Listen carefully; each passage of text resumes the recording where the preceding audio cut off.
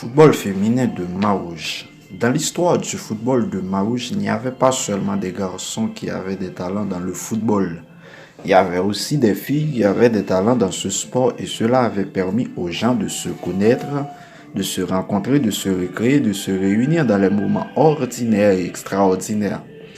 Ainsi, on avait commencé à pratiquer beaucoup plus le football féminin à Maouj au cours des années 2004 et 2005 avec la génération des joueuses comme par exemple Gélène Ambo, Evna Saint-Fleur, Pélissier Emmanuela, Tino Vena, Marjorie Boileau, Tino Neftali, Dado Boileau, Saint-Alice Boileau, Tinini, Alexandrine Beldorin, Dewa Fidjouz, Roselyne Beauboin, Kisni, Hermite Boileau pour ne citer que cela.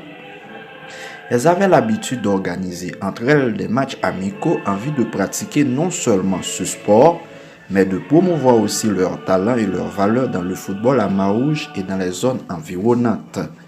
À cette époque, il y avait plusieurs matchs intéressants qui réunissaient beaucoup de fans, notamment le match opposant les joueuses du groupe Mèche et les joueuses du groupe Kiro de la paroisse Sainte-Anne de Maouj. Le match opposant les joueuses de l'équipe de Maouj et les joueuses de l'équipe de Côte d'Ifer. Le match opposant les joueuses de l'église catholique de Maouj et les joueuses du groupe bataillon de l'église conservatrice de Maouj.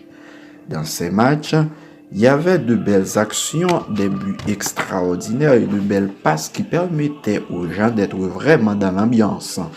C'était une belle génération de joueuses talentueuses qui avaient vraiment marqué l'histoire du football féminin de Maouj dans leur façon de jouer, car elles avaient non seulement donné de bons spectacles, mais elles avaient marqué aussi de magnifiques buts permettant à leurs équipes respectives et leurs fans de célébrer victoire dans plusieurs matchs amicaux qu'on avait organisés à Maouj et à Côte d'Ifer. En effet, tenant compte des efforts des joueuses de cette génération dans le football à Maouj et de l'importance du football féminin dans le monde, cela avait suscité à plusieurs autres jeunes filles à Maouj d'avoir la passion pour ce sport et d'avoir aussi toujours l'envie de le pratiquer. Cependant, dans leur manière de jouer le football, malgré il y avait parmi elles certes qui avaient beaucoup de talent dans ce sport, mais il y avait beaucoup de manques et des problèmes à résoudre. De ce fait, en 2010 et 2011, Dieugon Salomon et Paul Hébert avaient jugé bon de les encadrer et de les aider afin qu'elles puissent évoluer et progresser beaucoup plus dans ce sport. En ce sens, ils avaient organisé pour elles plusieurs séances d'entraînement afin de sélectionner les joueuses ayant beaucoup plus de talent. C'était ainsi qu'il était parvenu à former une bonne équipe qui commençait à jouer de bons matchs à Maouj et dans les autres villes du département du Nord-Ouest. Cependant, de même que dans l'histoire du football féminin international, il y avait des joueuses comme par exemple Mata, joueuse brésilienne, Megan Rapinoe, joueuse américaine, et dans l'histoire du football féminin haïtien, il y avait des joueuses comme par exemple Nerilia Mondésir, Daël Melchi du Money, qui étaient tous sortis dans le bas niveau pour être devenus aujourd'hui des joueuses professionnelles.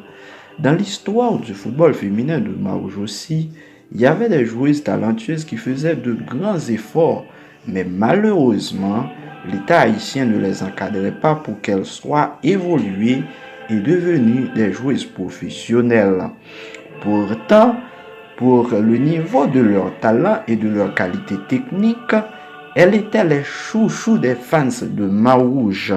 En ce sens, les joueuses talentueuses faisant partie de cette équipe étaient Destin Katiana, Destin Winnie, Boileau Bloudine, Berlin, François Whitneys, François Waltian, Théodoris Béatrice, Désir Kafan, Joseph Rosmita, Dukas Hermat, Ogis Manerland, Tino Sandy, Alexis Santiniz, Louis Jessie, Suze Kamsli, Méonville, Boileau Marjorie.